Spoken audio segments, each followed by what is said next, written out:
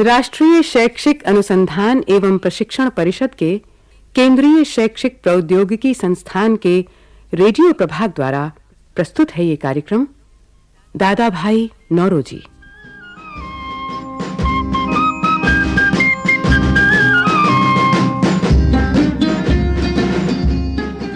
आधुनिक भारत के निर्माताओं में दादा भाई नौरोजी का नाम प्रमुख है। अंग्रेजों को उनके जुल्मों के लिए खरी खोटी सुनाने वाले पहले भारतीय वे ही थे।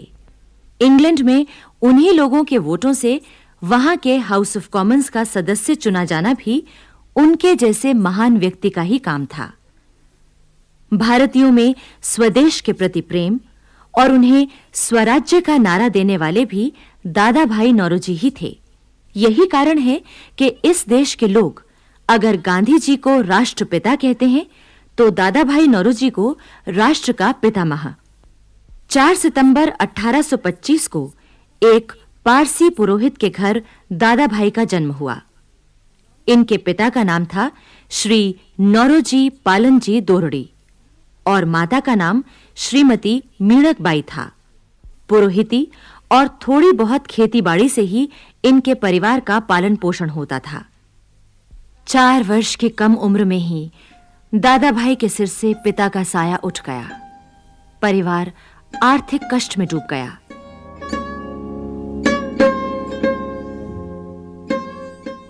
दादा भाई के पिता ये चाहते थे कि उनका बेटा भी बड़ा होकर पारिवारिक पुरोहिताई का काम करे, लेकिन उनकी मां ने उन्हें पुरोहित बनाने की बजाय स्कूल भेजना उचित समझा और उनकी पढ़ाई का खर्च जुटाने के लिए कड़ी से कड़ी मेहनत करने में कोई कसर ना छोड़ी। उन दिनों देश में ईस्ट इंडिया कंपनी का राज था और विदेशी शासन को इसकी कोई चिंता न थी कि भारत के लोग अच्छी शिक्षा प्राप्त करें। बंबई के तत्कालीन governor Shri mount Stuart Elphinstone कुछ भिन्न विचार के थे। उन्होंने अपनी कोशिशों से नेटिव एजुकेशन सोसाइटी नाम की एक संस्था बनाई जो भारतीय बच्चों को शिक्षा देने का काम करती थी। इस संस्था ने बंबई में 2 स्कूल खोले। उनमें से एक में अंग्रेजी पढ़ाई जाती थी और दूसरे में देशी भाषा। दादा भाई की मां ने उन्हें देशी भाषा वाले स्कूल में भर्ती करवा दिया। स्कूल की पढ़ाई पूरी करके उन्होंने बंबई के एल्फिंस्टन कॉलेज में प्रवेश लिया। कॉलेज में वो न केवल पढ़ने में तेज थे, अपितु दूसरे क्षेत्रों में भी वे सबसे आगे थे। उनकी योग्यता को देखकर उनके एक प्राध्यापक ने उन्हें भारत की आशा नाम दिया था। आगे चलकर दादा भाई ने इस विशेषण को सार्थक कर दिखाया। उनकी योग्यता को देखकर बंबई के तत्कालीन मुख्य न्यायाधीश अर्स्किन पेरी ने उन्हें सलाह दी। दादा भाई, तुम इंग्लैंड जाकर बैरिस्टरी कर लो। लेकिन सर, इंग्लैंड जाना और वहां रहकर बैरिस्टरी पढ़ना, इन सब के लिए तो बहुत पैसा चाहिए। इसकी तुम चिंता न करो। तुम्हारी बैरिस्टरी की पढ़ाई का सारा खर्चा मैं दूंगा। तुम जाने की तैयारी करो। सर, आप मेरी पढ़ाई के लिए खर्चा करेंगे? लेकिन सर, मैं अपनी मां और घर के अन्य लोगों से पूछकर ही कुछ फैसला कर सकता हूं। जैसे तुम्हारी मर्जी। दादा भाई ने जब अपने घर में इंग्लैंड जाने और वहां बैरिस्टरी पढ़ने की बात कही तो पारसी समाज के बुजुर्गों ने इसका विरोध किया। उन्हें डर था कि इंग्लैंड जाकर दादा भाई कहीं ईसाई न बन जाएं। परिणाम यह हुआ कि दादा भाई ना इंग्लैंड जा सके और ना ही बैरिस्टरी पढ़ सके। कॉलेज की पढ़ाई पूरी करके वो वहीं स्कूल में मास्टर हो गए और कुछ समय बाद कॉलेज में गणित के सहायक प्राध्यापक बने। 25 वर्ष की कम उम्र में वो गणित तथा सामान्य विज्ञान विभाग के प्रोफेसर बना दिए गए। तत्कालीन पश्चिमी शिक्षा के इतिहास में वो पहले भारतीय थे जिन्हें प्राध्यापक का पद प्राप्त हुआ था। दादा भाई अपने विद्यार्थी जीवन में ही सार्वजनिक कार्यों में भाग लेने लगे थे। जनता की भलाई और उन्नति के काम में वो पूरी तरह जुट गए। लड़कियों की शिक्षा को कार्य रूप देने वाले वे पहले व्यक्ति थे। ऐसे समाज में जहां लड़कियों को शिक्षा देने के प्रबल समर्थक न थे, दादा भाई ने कुछ विद्यार्थियों को इकट्ठा करके बंबई में एक संस्था बनाई। इस संस्था द्वारा उन्होंने लड़कियों की शिक्षा का कार्यक्रम शुरू कर दिया। अपेक्षा के अनुसार तत्कालीन समाज ने उनका कड़ा विरोध किया।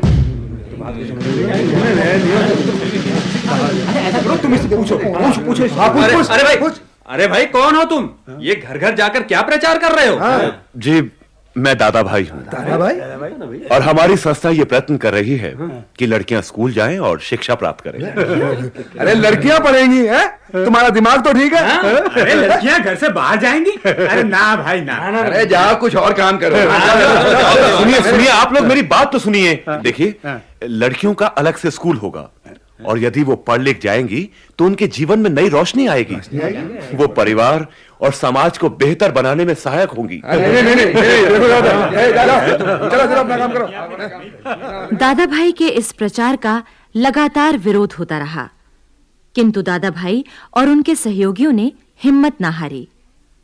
उन्होंने लड़कियों का एक नियमित स्कूल खोल दिया और उनके प्रयत्नों के फलस्वरूप कुछ लड़कियां उस स्कूल में आने भी लगीं।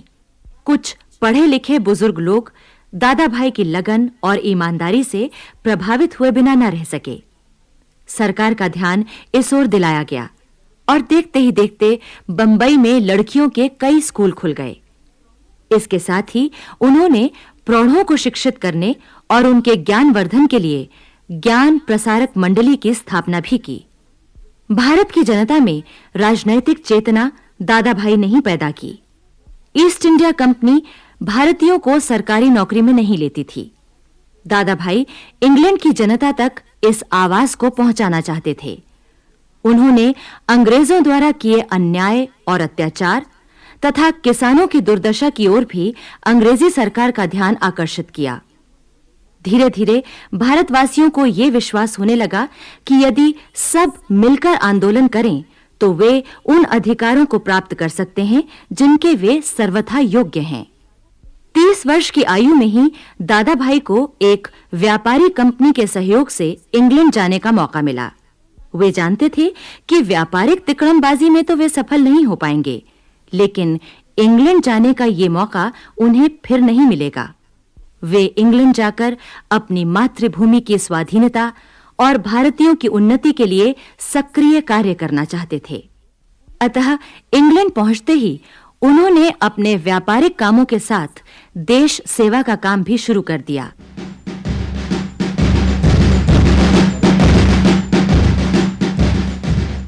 उनका विश्वास था कि यदि इंग्लैंड की आम जनता और सरकार को भारत की दुर्दशा से परिचित कराया जाए तो भारत की हालत में सुधार हो सकता है। ईस्ट इंडिया एसोसिएशन की सभाओं में दादा भाई ने अपने राजनीतिक विचारों को अंग्रेजों के सामने रखा। भारत का शासन भारत के हित में होना चाहिए और ये भारत में 1 लाख सैनिक रखकर नहीं, बल्कि वहां रहने वाले लाखों भारतीयों की सहमति और विश्वास से हो सकता है। मई 1869 को इंग्लैंड से बंबई आकर उन्होंने भारतीयों की एक सभा बुलाई। मेरे साथियों,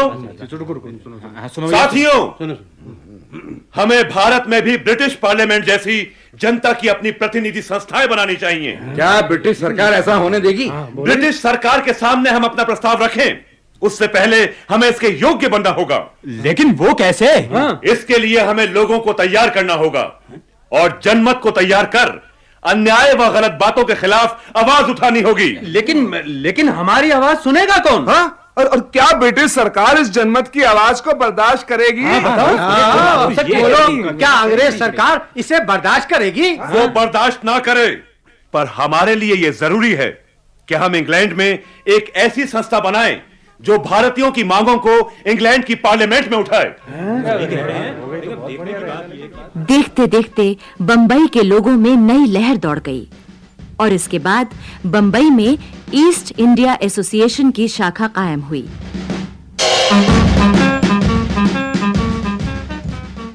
दादा भाई ने सोचा कि यदि इंग्लैंड की लोकसभा में भारत का कोई प्रतिनिधि हो तो भारत की दुर्दशा का हाल वहां की जनता तक पहुंचाया जा सकता है।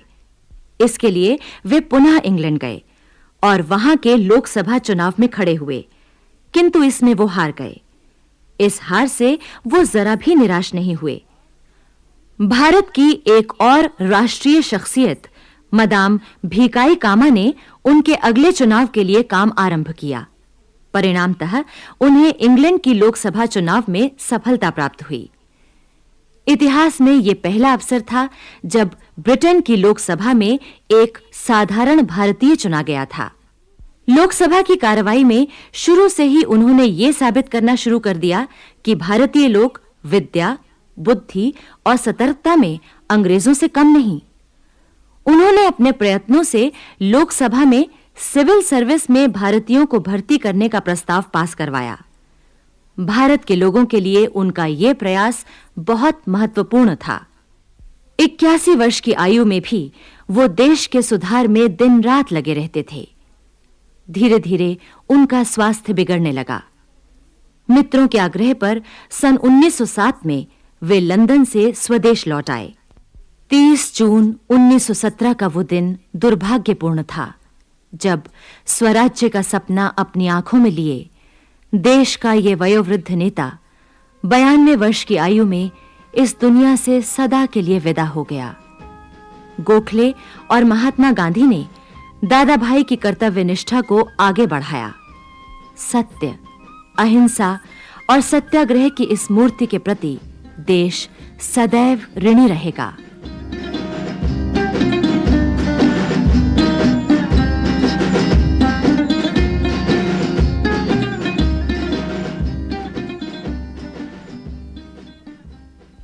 दादा भाई नौरोजी।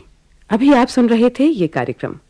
आलेख शुभ्रा शर्मा, विषय संयोजन स्वर्णा गुप्ता, कलाकार सुचित्रा गुप्ता, जयमिनी कुमार वीरेंद्र, अभय भार्गव, दिनेश वर्मा, राजेश आहूजा, राकेश शर्मा और BRL सक्सेना। ध्वन्यांकन दीपक पांडे। निर्माण एवं प्रस्तुति वंदना निगम तथा परियोजना निर्देशन डॉक्टर LG सुमित्रा।